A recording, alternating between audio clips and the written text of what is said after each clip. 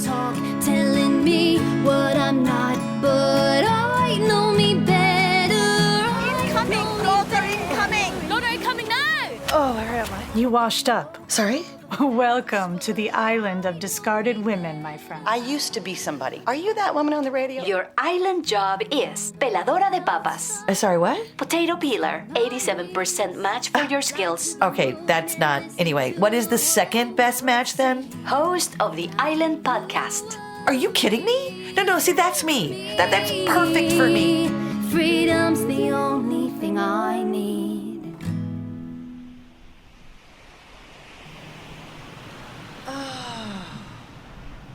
This feels so good, doesn't it? Mm-hmm. And look, there's a full moon. Gosh, Wow. yeah, I love sitting on this beach at night and looking out at the endless stretch of water.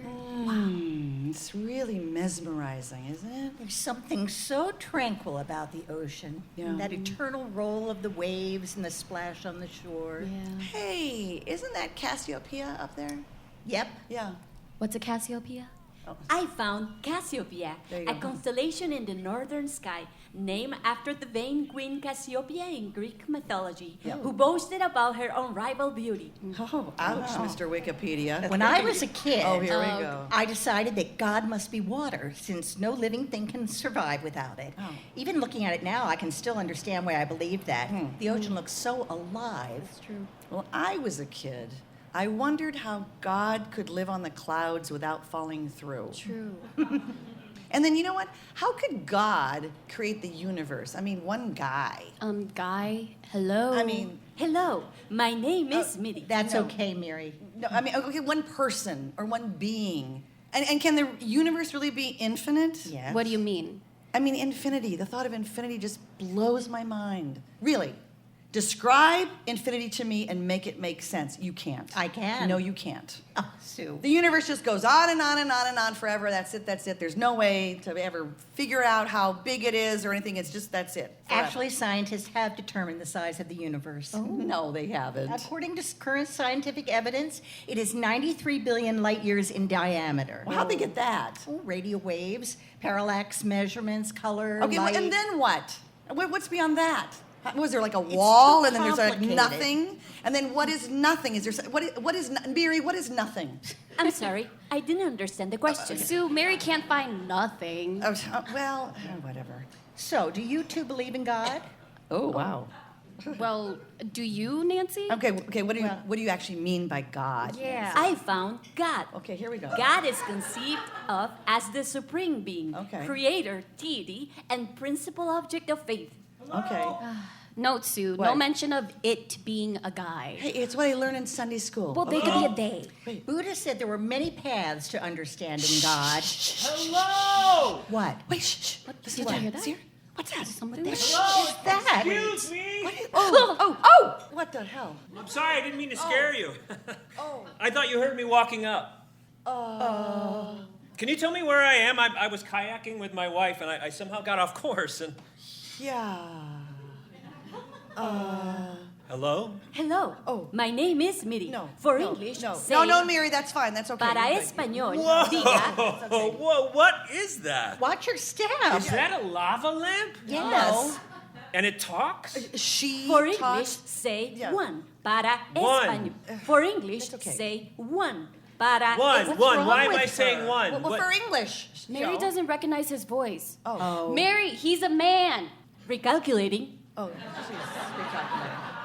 You're the first man to visit the island. Yeah. This is an island? I found man, an adult male human. Oh. Isn't she smart? Look, I'm real sorry if I've interrupted something. I'm trying to figure out where the hell I am and where Melanie is. The and how island we of got discarded women. Right. Excuse me? This is the island of discarded women. Right. And what does that mean exactly? Sue, you tell him. Yeah. Why don't you tell him? I'm not going to tell him. I have to No, tell You're him. good at better at talking. that. All right. Okay, yes, this is an island full of women who have been discarded, dismissed, discounted. Whoa, that is loaded. Yeah, it is. It is. So- It is loaded. Why are you all here? Oh, well, me, ageism. Me, suffocating patriarchy. Yeah. Me, I just like water. What can I say? So not the truth. So you're an island with a bunch of women. Yeah. Have you seen my wife, Melanie? There was this big wave. It hit us. We got separated. No, there weren't any wash-ups today. Well, she's probably in a kayak. She was tall. She was wearing a blue wetsuit. Day? No, sorry. So where in the world are we? We don't know. Somewhere in the ocean. You don't know where you are. No. Yes. Then how did you get here? We all wash up on this island, Right. okay? I'm on the island rescue team, and we have to be very careful every time someone washes up, because she might have seawater in her lungs or... Whoa, you're serious about this? Yes. So if you don't know how you got here, then how do you leave? Well, yeah. we'll find out when the time comes. Right. I guess some of us have left. It's kind of hard to explain, like infinity. Oh, God, Sue. In the meantime, we're rediscovering our strengths. Right. That's the goal, anyway. Okay, but you and your wife were kayaking and you got off course. Right. There was this huge wave. Oh, wait a minute. I got service on my phone. Hello? Yes, dude, it's me. It's Pete. No, I'm good. I'm fine. Phone service. Oh, how's Melanie? Oh, you got her. That's great. I washed up on some crazy island. Yeah, careful about that. An island. Yeah. It's Yeah. called the island of Of discarded women. Women. Right. Uh-huh. Yeah, it's all women. Yeah, it's all women. No, I don't think so. Are you guys a cult? Yes. Probably. Yeah, I guess it's not a cult. Yeah. I found a cult. Oh, okay. Supernatural, mystical, or magical beliefs, practices, or No, phenomena. Mary. He said cult. Please don't get her started, please. Yeah, dude.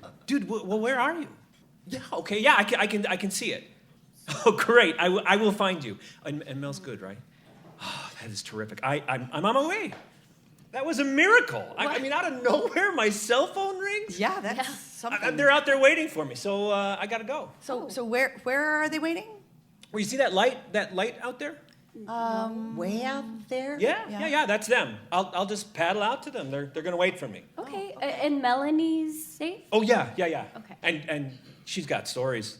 like you guys, she was Oh, yeah? dismissed by her boss for some bullshit reason. Oh, see. I think he bad. just wanted a sweet young thing sitting next to him in his meetings. I mean, she probably. was way overqualified for that crappy job anyway. Yeah, so sorry about that. Yeah, well, thank you. I mean, she's looking, and I keep telling her she'll find something because she's too talented not to. Oh, right? sure. And Yeah. you know what? Good for you. Yeah. Good Yeah, for until you. the patriarchal hammer comes slamming down on her dreams. I found If I Had a Hammer by Pete Seeger. That's great, Mary. But we're creating our own dreams now. Yeah, Mary, thanks. Hey, your shirts, your Yeah? T-shirts. I realized you're all wearing the same T-shirts. Yeah. What do they say? WW shush. When women show up, shit happens. Yeah, it's our movement on the island. You know, WW shush. WW shush. WW shush. Don't we sound like a lot of people? I'm sorry, I could not find WW Shush. Please no. check the spelling and try again. I know that bugs the hell out of you, Mary, but it's just an acronym. I You don't found have to- acronym, No. an abbreviation formed from Yeah, the that's initial okay. letters of Yeah, other yeah, words. Thank and you, pronouns. Mary. smart. Thank you, Mary. Thank you, Mary. That Jeez. lamp kills me. Yeah, she's great. Hey, do you have any extra T-shirts? Mel would love one, I think. Yeah, I've got an extra one right here in my bag. I was going to send it home today, but I missed the drone drop. Oh. Pete, you can have it. Yeah, tell your wife to wear it well. Oh, thank you. I will. And look, I really gotta go. Is that light still out there? Yeah. I can see it. Well, thanks for the shirts, and it's really nice to meet you all. Yeah, Nice to likewise. meet you. Sure, yeah. Good luck with your rediscovering. Thank you, Oh, thank thank you. you. And paddle safely. Will do. Yeah, right. And off he goes. Well, that was weird. Yeah. I thought it was kind of cool. Yeah. Like, where is he going? He is going to the island of discarded men, which doesn't exist and never will. Okay. But seriously, I don't see a light out there. I don't either. No, yes you do. It's way out there. Okay, maybe, but I don't see it. Yeah. Well, he's meeting up with his people. I mean, they must have like a big boat or something. Wait! Pete, come back! Hold on. Wait for us! Too late. That's okay. Yeah. We wouldn't all fit in one kayak anyway, No, right? Right. And I couldn't have left the two of you behind. Okay, Oh, okay. one So second who here. said you would be going? I'm the oldest, so I naturally. Well, get- I'm the youngest, so Yeah, really, and I I'm just right. Oh, little so I Sara. would have been Sure. the one to go, right, Mary? Right? Follow your dreams, and one day they will lead you where you dream to be. Okay, sorry. No, I'm sorry. Yeah, I'm sorry too. Okay, no, I don't see that light anymore either. There's no way he's already there, right? No. Right? So, what the heck was that all about? Or did it even happen? Oh, stop it. You're scaring me. No, really. What is the evidence? Footprints. Where? Well, they washed away already. Guys, I think it did happen. Yeah. You know, and we learned something valuable from it. Sure, what? Mary can only recognize our voices. That's that's right. Good for true. you, Mary. Nice, Mary. Okay, but seriously, Mary, how did that guy Pete find phone service? Yeah. We've never had phone service on the island. I'm sorry, I didn't understand the question. Yeah, that's all right. Never mind. Pete and Melanie. That's all we know about them, right? Yeah, I think. I found Peter Keating, 51, IT specialist, outdoor enthusiast, and spouse Melanie Keating, 50, former CMO of Fortune 500 company. On October 29th, Peter and Melanie were ocean kayaking when a wave overtook them and they were lost at sea. Wow. Attempts to find them or their kayaks have proved unsuccessful. Son chaylo. God bless him. Translating, Dios los bendiga.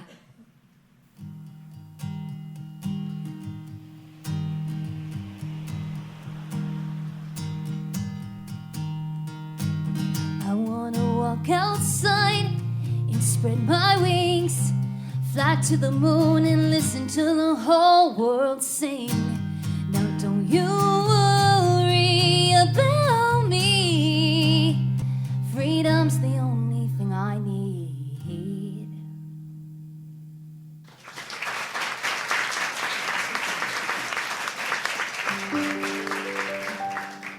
God was my dad's employer.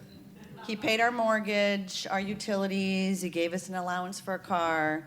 Okay, well, technically, the Methodist Church was my dad's employer, but I don't think you can have one without the other.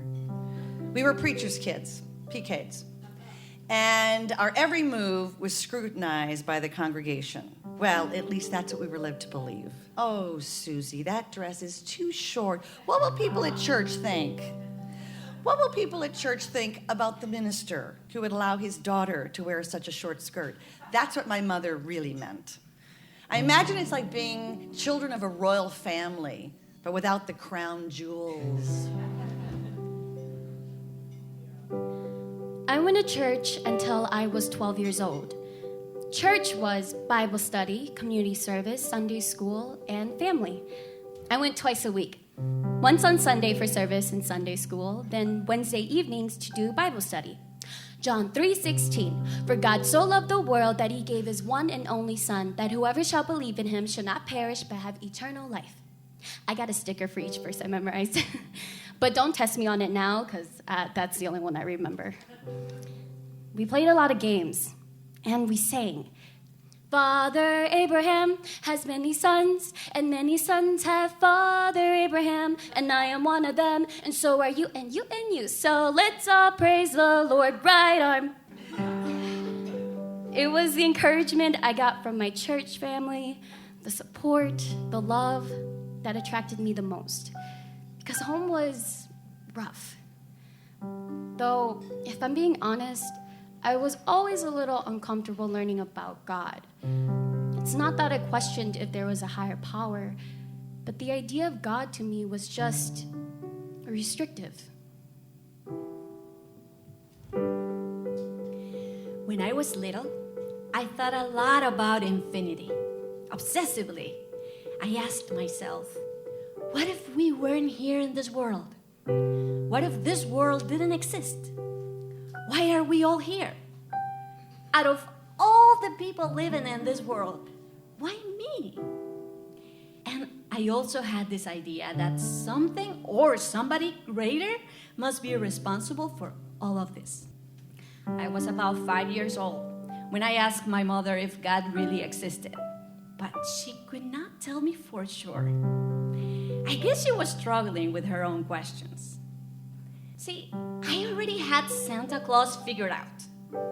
But this idea of a God was something much more interesting And I wanted to find out if it was true. Because if it was, then this world was a much safer place than I thought.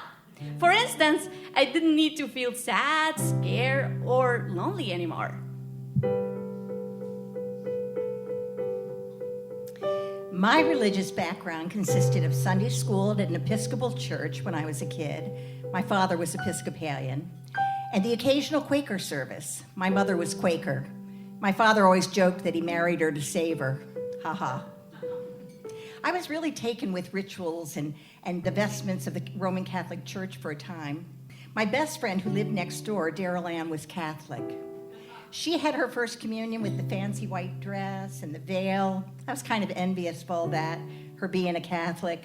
Until one day, we were 8, swinging on my swing set, and she suddenly started to cry and told me that I had to become a Catholic right away because otherwise my soul would be damned to hell and I couldn't go to heaven when I died. Instead, I'd be set on fire. Well, I ran in the house terrified and relayed this to my mother, who was as mad as I've ever seen her. She told me that was pure nonsense, and then she called Daryl Ann's mother and read her the riot act. I could hear her on the phone. Oh, no, don't you dare suggest that Daryl Ann made that up on her own. Little children would never come up with such a sadistic concept as hell. Daryl Ann was taught that by you and your church, and you are responsible for terrifying both of these little girls, and I want you to stop spreading such garbage. I grew up attending Holy Spirit Elementary School.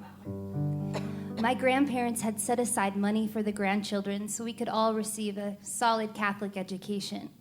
So naturally, I grew up going to weekly mass and prayed before lunch and could recite the Apostles' Creed by the time I was in 2nd grade. I still remember our sweet, sweet school priest. The way he laughed, he was so jolly and happy. All the kids loved him, and his belly would bounce as he chuckled. Looking back now, he seemed very similar to a modern-day Santa Claus. But at the time, I was genuinely convinced that Father Phil was, indeed, God himself.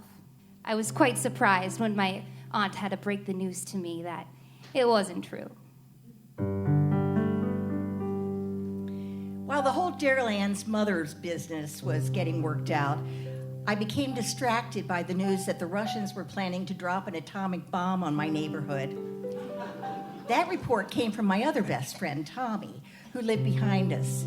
His family was building an underground fallout shelter, the only one in our neighborhood. Tommy had a meltdown when his parents explained that when the Russians dropped the bomb, only their family could go into the fallout shelter.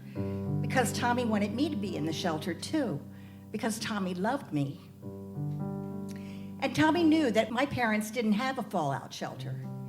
We just had a laundry room that I thought of as our fallout shelter because there was a bottle of distilled water for the steam iron down there on a shelf, along with a couple of cans of cream of mushroom soup that didn't fit in the kitchen pantry.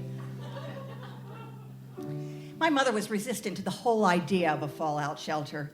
She said, "Honey, it's unlikely we'd survive a nuclear attack anyway, and even if we did, who wants to live in a radioactive cul-de-sac?" In the meantime, Tommy's parents finally gave in. Okay, Nancy can be in our fallout shelter. Tommy was exultant. He ran across to my yard to tell me, his little face still mottled from crying so hard while he was begging his parents to relent. And after all of that, I had to tell him that I couldn't leave my parents and my sister and my brothers and my cats and Daryl Ann. I'd rather die, literally. Well, the Russians didn't drop the bomb, and Mother and Daryl Ann's mother repaired their relationship. But I began conflating the Catholic view of heaven with Tommy's fallout shelter. And soon I began picturing the afterlife as a big concrete bunker in the sky, in which God handpicked some people to be inside and condemned the rest to stand outside where they were being tortured with radioactive fire, with the full knowledge of all the people that got to be inside. And I started to think, how is that anyone's idea of heaven? It It's all bittersweet and funny looking back now. You know, I was quite the devoted Christian as a young girl. I loved going to church, everything about it, the singing, the candles, the praying, the smell. One Easter, I went to church 3 times in the span of 24 hours, which then my uncle gave me the nickname Sister Sara. There were no female leaders in the church when I was young. There were church secretaries and Sunday school teachers, and often the organist was a woman, but no female ministers. The women with the highest visibility in the church were the ministers' wives, and they had to be charming and compassionate, first ladies types, 24/7. But were they allowed to have their own identities? No, not in my experience. Now, there are more and more denominations and churches and synagogues with female ministers and rabbis, which is terrific. I'm curious, though, if their partners and or husbands get to appreciate their own identities.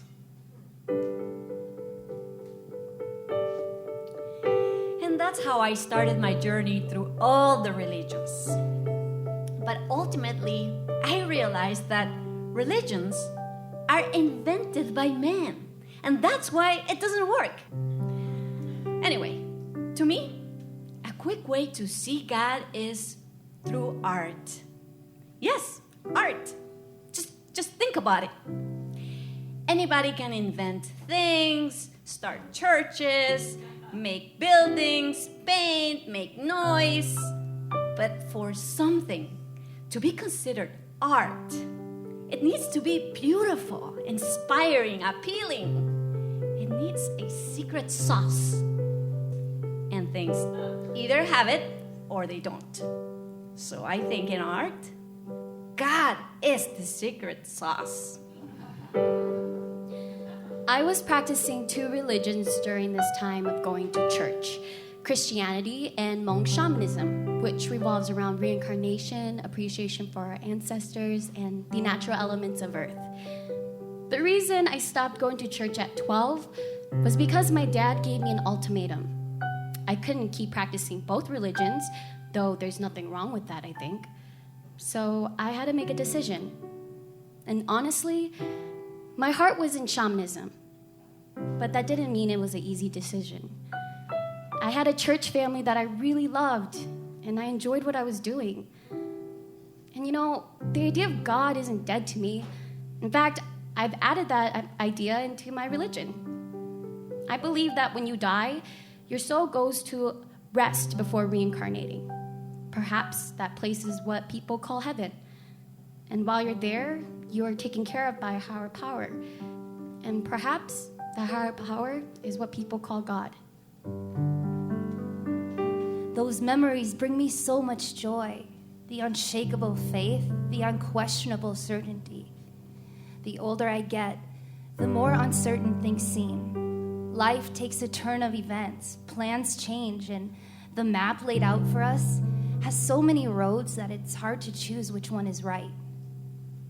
And the faith that once fueled my dreams, it runs out, and it doesn't happen overnight. It's a gradual trip, and we don't always notice it happening until one day the world becomes far bigger and more complicated than we ever imagined. And that's okay. I know that there's beauty in that within itself. I know that deep down, that same girl, Sister Sara, is within me, just with a few more complex layers. But she's waiting for me to come home. And I know if she could talk to me right now, she would say, have faith, if nothing else, in yourself and the dreams that you were born of. I wanted to believe in something. I looked to science. Science taught me that I am stardust. That at the beginning of time, stars collided and exploded, showering our planet with their magic atoms. And that became the stuff, the actual stuff of which I was made. My friends were made of it too. And my family, and my pets, and the flowers in our gardens. All life came from the stars, and all life has remained linked by our common genesis. Furthermore, science is amassing evidence that all life is conscious. Yes, trees, bees are conscious. I heard someone say just recently that the key to life is not to be in the know, but to be in the mystery. The mystery is where faith lies. So here is my declaration of faith.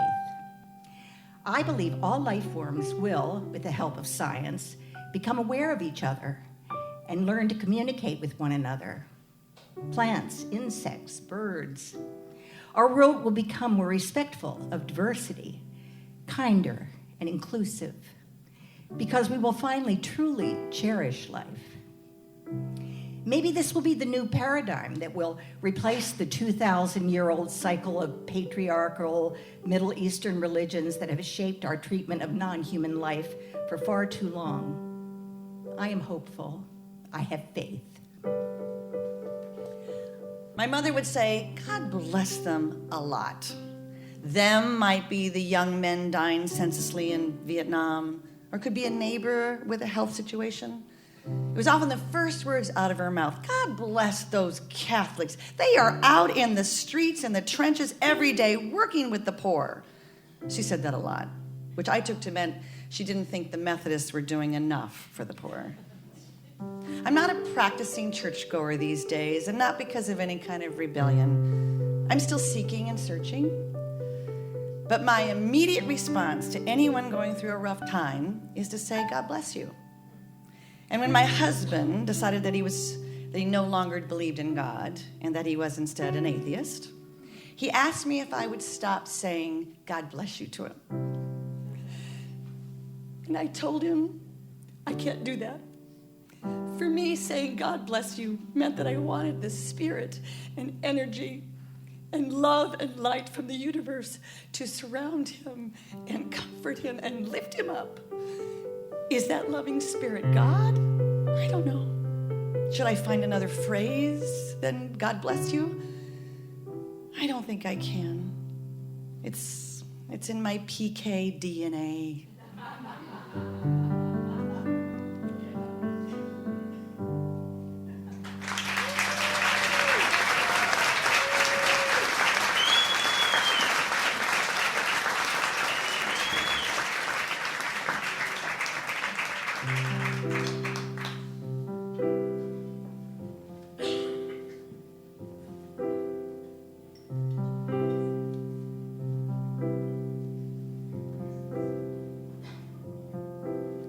Snow falling upon the pine, fuzzy, flurry state of mind, sparkle through pearly white, bringing back a simple time, standing on the sledding hill, fearless as a king. It made more sense as a kid.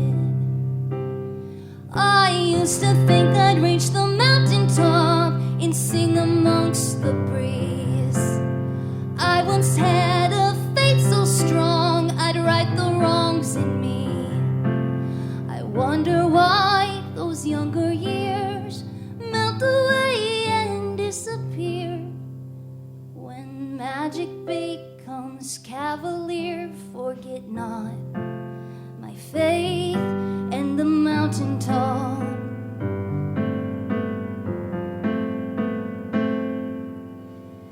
Maybe I was dreaming. When did I stop believing in myself? Put my dreams back up on a shelf.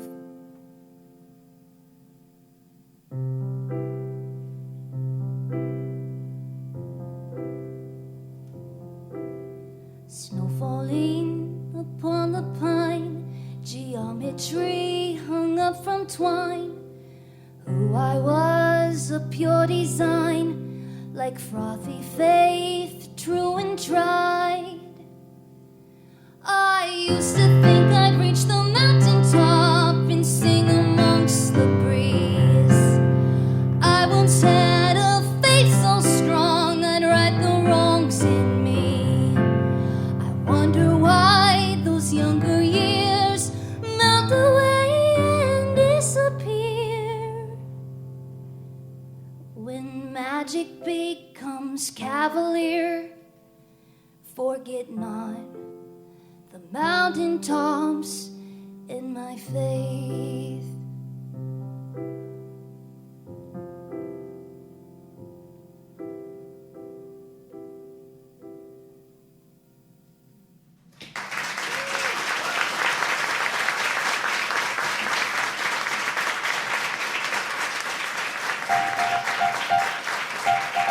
And now, a news flash from our When Women Show Up, Shit Happens Bureau.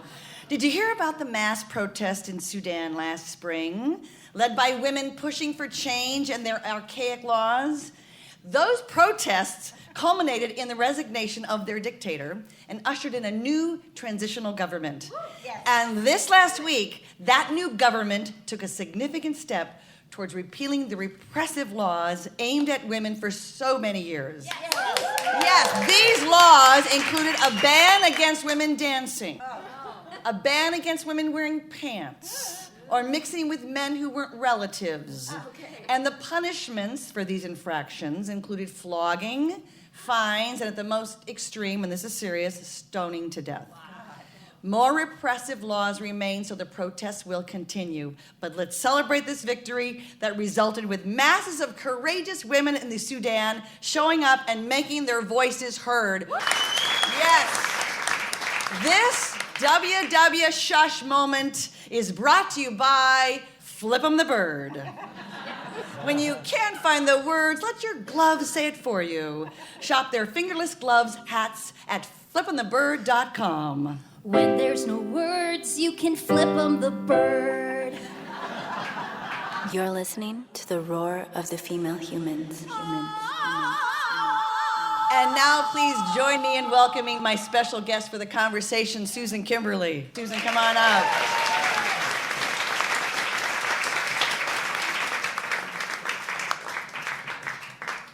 Hi, Susan. Hi there, how are you? Just get a little tiny bit closer to the mic. Hi there, how are you? Okay, good. She follows direction well. You are a transgender trailblazer who has been a force in St. Paul politics for decades. Now, you were born as Robert Sylvester, and then in 1983, you became Susan Kimberly. That's right? correct. And we're going to learn all about that in our 20-minute conversation. But you wrote a play about your journey from Bob to Susan, and it's called Superman Becomes Lois Lane. I did. Yes. And it's being performed for the first time at the History Theater in St. Paul, opening this February 8th. World premiere. It's what? It's a world premiere. It's a world premiere. First time wasn't good enough. I'm sorry, it's a world premiere. You're absolutely right. So before we jump into our conversation, we're going to hear the opening scene from Susan's play, performed by the actors who will play the roles of Susan and Bob in the show, Freya Richman and Sean Dooley. The Gallatin River near Big Sky, Montana, February 1982. I woke up just as a little pine tree disappeared beneath the right front fender of my rented Ford Fairmont station wagon. He isn't alone in this car, of course. By this time, we were seldom alone. He had no time to think. He just reacted. We were going at least 50 miles an hour, and he was certain that if he tried to yank the car back up on the highway, it would roll over. I didn't have my seatbelt on, so if the car rolled over, I would probably die. I'd never done anything like this before, and I was somewhat surprised to discover, as the nose of the car pointed straight down, that my life was finally making sense and that I didn't want to die. Although it seemed like we were about to. Are you trying to kill me? Why would you ask me that? Remember the Itasca conference a few years ago? Remind me. You were bored and started daydreaming. A suicide by automobile seemed like a painless way of ending our confusion. Okay. Yeah. I guess I do remember. Drive over a cliff along the Pacific Coast Highway and crash into the ocean. We would surely die, or so you thought. Okay, but this is different. This is really an accident. I fell asleep. I'm not so sure.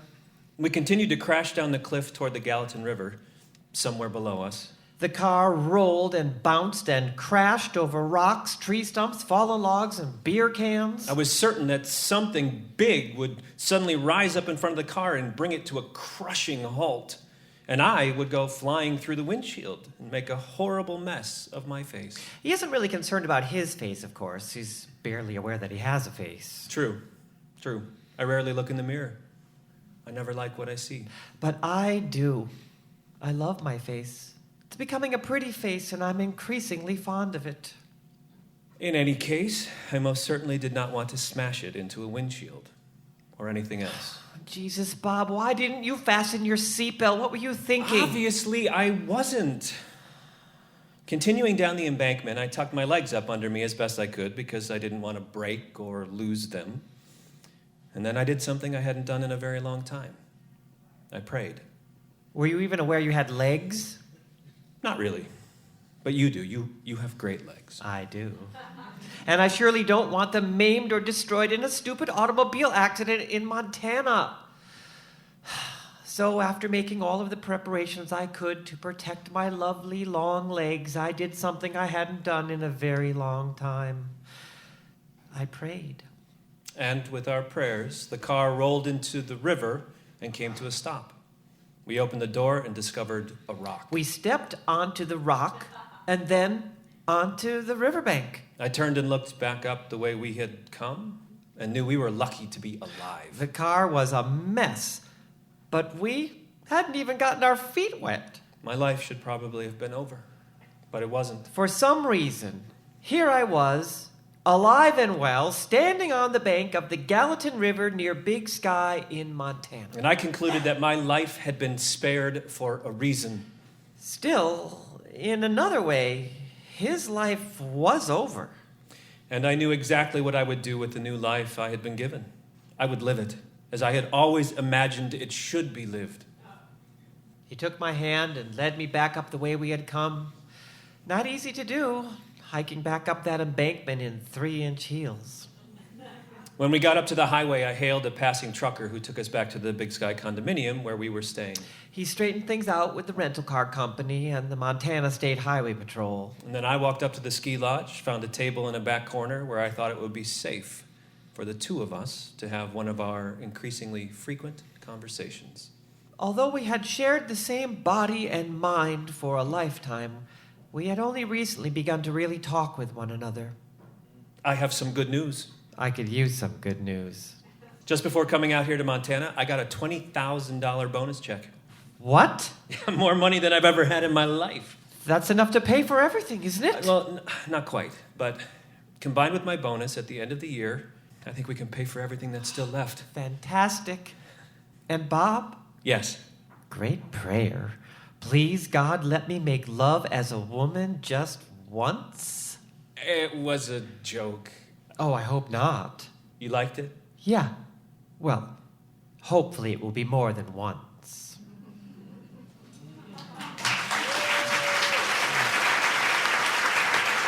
Thank you, Freya, Richman, and Sean Dooley. So, wow, you wrote a play. I did. So, how does that feel to tell your life, to write it down, first to write it down, and then to have it be staged in front of audiences played by other people? Well, sitting behind Bob and Susan, listening to me talk to myself, it's going to take some getting used to, I think. I mean, I'm in theater, and even that kind of blows my mind. No, you're not going to play me on stage, are you? And for you, it'd be me and me. Yeah, all of me's. all of yous. So, okay, let's kind of start it. I have a couple questions about the beginning. About the beginning. The beginning. Okay. We're going to go back to the beginning. When you were telling me when you were 3 years old, you dressed up in an outfit. In my outfit, my little girl's outfit. In your little girl's outfit, and you told your mother that you wanted to be a girl. That's right. Well, tell us the story. I got into my little girl's outfit, and I went into my mother's bedroom, and she was still in bed, and I told her that I wanted to be a little girl. And she said, well, you mean you want to pretend to be a little girl? And I said, no, I'd like to be a little girl. She said, well, that's a problem sometimes. Your sister doesn't like it, your father doesn't like it, and it's a problem. Yeah. And then she said, but when they're not here, that'd be okay. She did. She did. And this is 1940s. This is early 40s. 1945. Yeah. Worthington, Minnesota. Yeah. Wow, that's something. So at that young age, what were the feelings? What was going through your mind as far as... That's what was in my mind. Yeah. I was expressing what I felt and thought and was. There was no theory at that time. Yeah. There was no articles in the paper or anything. Yeah. It was just the way I felt about who I was.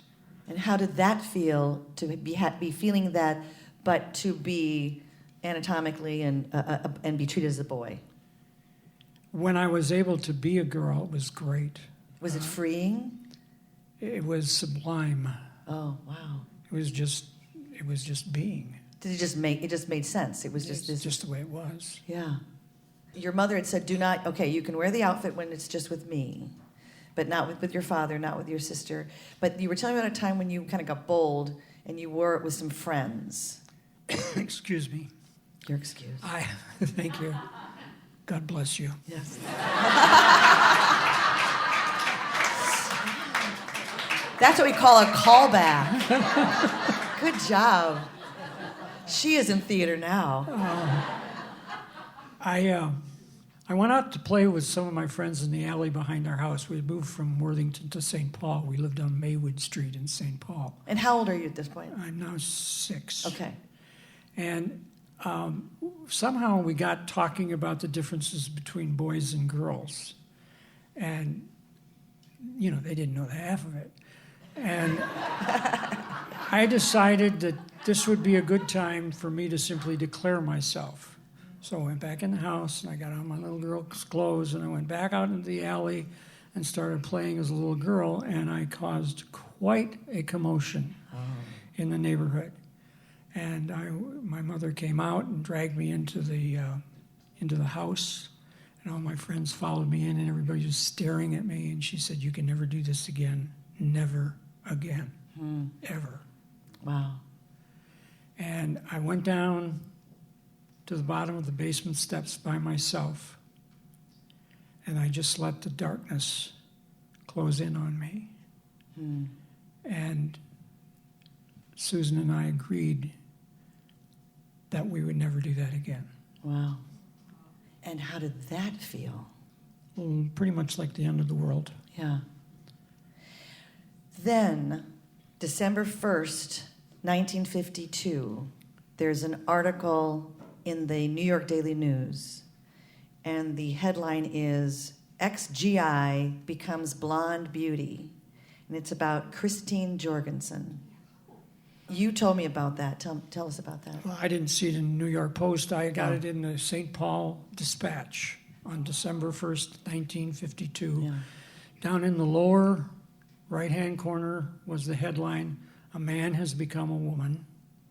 And in those very explicit, very feminist terms that you just read, they told of Christine Jorgensen's transition from being a man and becoming a woman.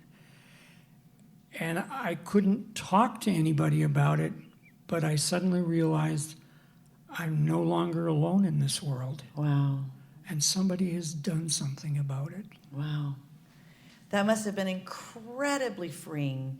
So 10 years old, you're thinking, okay, that's it, that's me, right? And now Christine, she was a GI. She'd been drafted in World War II, and she was on her way to Sweden. It was legal in Sweden, and she went through Denmark to visit some friends, and there was a doctor in Denmark that was also doing the full reassignment surgery, and so she had it done there. So after that, did your dreams change? Did your expectations for yourself change? The difference was that I now knew there were other people in the world like me. Okay. But I was in no position to do anything about it. Yeah. This was, after all, 1952. Yeah. We still had a Cold War going on, and that was even before we had fallout shelters. So there wasn't anything to do about it. And besides, I had said I would never do it again. Oh. And so I sort of followed Christine's career very closely. I knew everything about Christine. And I didn't really do anything about it at all. It was forbidden, and I was to be a man and grow up and get married and have children and do all of those things. And it turns out that didn't quite work out that way. Yeah, right. So you were 10 when you learned about Christine. So you just kind of moved forward, and you, as you said to me on the phone, you just decided to kind of tough it out. Yep. And you're going through high school and college, and you're dating, right? Sort of. You're making the attempt to date, and so then, let's jump to, you're a journalist, and you're interviewing the lead in Showboat at a community theater in Owatonna, right? Yes, her name at that time was May Seeley. Okay. And I interviewed her. We talked about her growing up on a farm in Wisconsin. Okay. And we talked a little bit about what it was like to live without electricity and water, because I had been in the Peace Corps recently and I had done that. We shared that experience. And we started spending as much time together as we could. And after the Showboat was over, we began to date. And shortly thereafter, I told someone else in my life that I thought I was probably a transvestite. And I hadn't told anybody that in 20 years. So so the first time you're saying this is to May. Yes. And transvestite was the term at the time. I thought it was safer than saying I was transsexual. Yeah. And were there other terms at that time? I mean, were there... There was beginning to be a literature. Okay. There was a book called The Transsexual Phenomenon that had been published. Oh, okay. And by a lot of the people who worked with Christine in the early days. Yeah, okay. But when I was in the Peace Corps, I was in New Delhi, and I hesitate to say this because somebody might say I should put it into play. And that somebody might be in the back of the room, actually. I was at a newsstand in New Delhi, and there's this little sex book. You remember those little? Well, no, you. Of course you do. Of course we do. No, we all remember the sex books in New Delhi. Of course, I got a whole rack of them. Shelf. Well, Sorry. I used to have a full rack. But go on. And it said, the University of Minnesota is going to do 20 sex change operations for free. I said, what the hell am I doing in New Delhi? Yeah, he says, put that in the play. I think you got to put that in the play. So what you were thinking? Rush back to Minnesota and apply for one of those 20 free spots? Because really, I promised I wouldn't do that. Yeah. So I continued to soldier on. Yeah, you soldiered on. And May and I eventually got married. Yeah. And we tried to have a marriage, but this is not the firmest foundation for a traditional heterosexual relationship, especially in it's been the late 60s, early 70s in the United States. Yeah.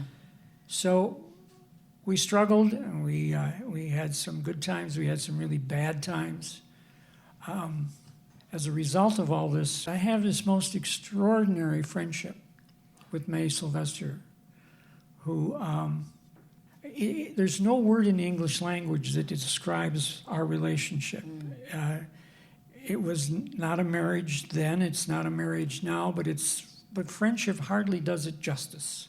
You're still very, very, very close. Very, very close, and Yeah. she's with us tonight. And Yeah, she is actually. She's actually right over here. May, yes, a there very she is. special Yep. person. There she is, right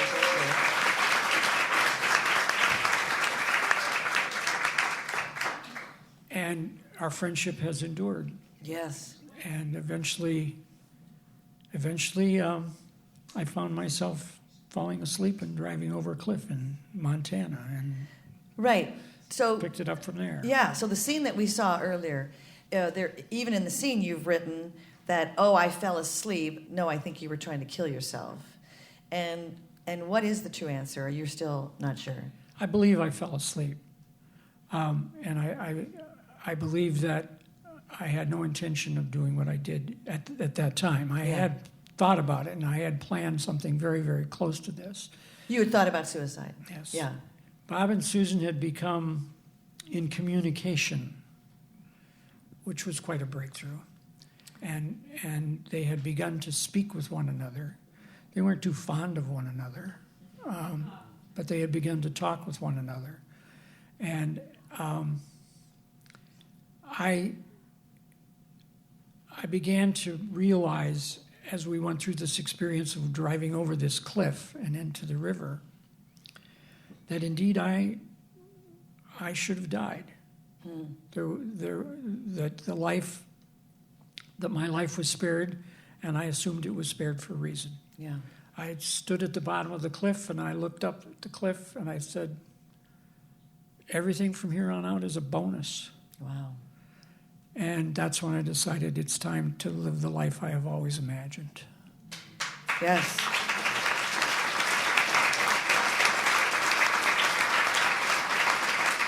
So that's when you decided to go forward with to plan for the surgery.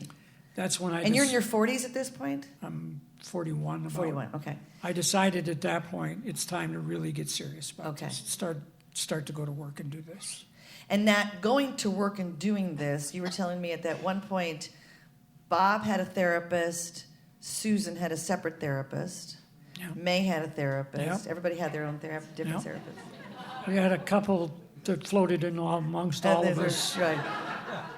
At one time, I counted up 12 counselors. Wow. But some of that was required. Wasn't there certain requirements before you could have the surgery? You had to go through all certain psychological testing and all that kind of thing, Well, right? there turns out there was a protocol for it. Yeah. What I was engaged in, I didn't know it at the time, and I don't think we had the term yet. I was in conversion therapy. Oh. I was convinced that I was a problem and that I could be solved. Oh. If I just applied to it, applied myself, I could work this out. Wow. There was a theory at that time that we were all born as, in terms of our gender, we were all born as a blank slate. And that society treated girls in one way and boys in another way. And so some people became boys and some people became girls. Seems absolutely asinine. Yeah, right. But that's what was believed then. And so when I heard about that possibility, I said, well, let's just work this through and fix it. Oh. That caused a great deal of anger. And I did a lot of harm to myself and to May in the process of trying to fix myself as a problem. Wow. I mean, well, just that label that at this point that someone's saying, this is a problem that has to be fixed. And you're saying, no, this is just who I am. I need to own it. I decided that. Oh, you decided. Okay. And I decided, well, hell, if you learn it at a young age, you can unlearn it at an older age. So when you figured out that didn't work, I had to come to terms with the fact that I was indeed transgender. Yeah. And that I needed to become true to myself. Yeah. And that meant becoming Susan Kimberly. Yeah. Susan Kimberly. You were telling me where both Susan and Kimberly came from. Share that with us. One of my personal therapy in the group of Susan's therapist. My therapist. Yeah. We were having a session, and I said, it's time for me to have my own name. And I said, what I realize is nobody names themselves. Yeah. Somebody else names you. So I asked her if she would be willing to name me. And she said no. She wouldn't do that. But she said she'd think about it and make some suggestions. And so a week later, we had another session, and she suggested that I should either be a Susan, a Barbara, or a Nancy. I should have a traditional name. Yeah. I'd had an affair with Barbara, and I'd had an affair with Nancy, and I didn't want to think about that every time I wrote a check. So I decided Susan would be a good name. Susan's a very good name. Susan's a very good name. And it Nancy's is. a good name, too. Okay, so now tell us where Kimberly came from. One day after I had started going out into the world as Susan, I was in Target. And I came into an aisle, and there was this huge cardboard box. It was bigger than the Ritz. And on the side of the box, it said, Kotex. And down on the corner of the box, it said, Kimberly Clark. And I said, Kimberly has to be the most feminine name you could possibly have. I think you got that. So, in 1983, you officially became Susan Kimberly. Is that right? March 28th, March 1983. 28th. Now, you and May divorced. In those days, you had to be divorced according to the protocol. Okay. Doctors couldn't perform surgery if you hadn't been divorced. Oh, okay. And so we were divorced very late in 1983. Okay. So now I want to fast forward. So you are, it's in the later 80s, and you've transitioned, and now, and you had been a force, as I said earlier, in St. Paul politics, in St. Paul business. And so you're sort of ready to get back into the workforce. And you go to interview for the deputy mayor position in St. Paul, and you're turned down. Today I can say that Bob and I are the former practically everything in St. Paul, Minnesota. Yeah, right. Yeah. But at that time, I was working for the mayor at that time, Yeah. and the top job in the mayor's office came open. Now, I had been living that time as the former Bob Sylvester, Right. and whenever that job opened up, Bob got it. Yeah. So this job opened up. And Bob would have gotten it. And Bob would have gotten it, Yeah. but I didn't get it. No. And I went into the mayor, and we had a long conversation, and he explained why I couldn't have the job, and none of his explanations made any sense. And I realized I live under two glass ceilings. Yeah. I'm a woman, Yeah. and I'm a transgender woman. Right. And life was going to be different from now on. Yeah. And I decided, as a result of that I would take a year off, and I did that. And I then went into a period of time where I not only couldn't find a job, I couldn't get an interview for a job. Now, I take a lot of responsibility for some of the things that I did that created that possibility, but a lot of it was simply that I had a sex change operation and everybody knew it. And yet, there is that other glass ceiling, as you mentioned, that it could just be Bob would have gotten the job, a woman wouldn't get the job. So there's another job that you apply for that you don't even get an interview for. And you were telling me about this story. It's in your play as well. And you asked some of your coworkers or friends to keep their eyes and ears open to see whether this was a situation of discrimination. And you find out about this joke. Yeah, the chairman of the chairman of the board of the organization I was trying to get this job from was in the Minnesota Club, in the main dining room of the Minnesota Club. He started to tell this joke about a transsexual who has an interview with their physician. Yeah. It's a terrible joke. It's a terrible joke. And it's not just a transgender joke, it's a joke on all women. Right. And it's a horrible joke. Right. And if you come to the play, you can hear the joke.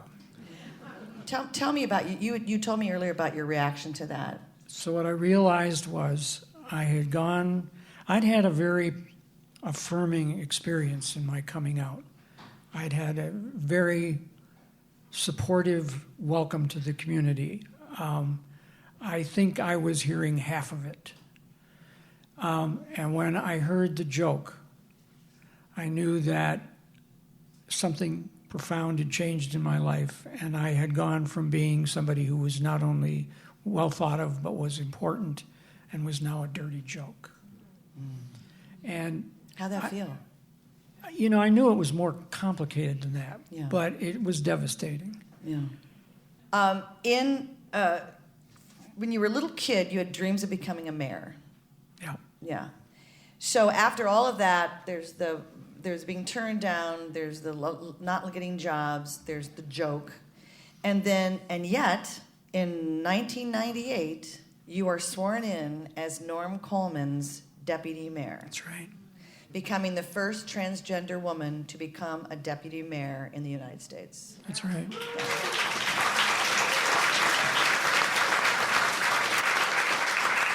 Brava.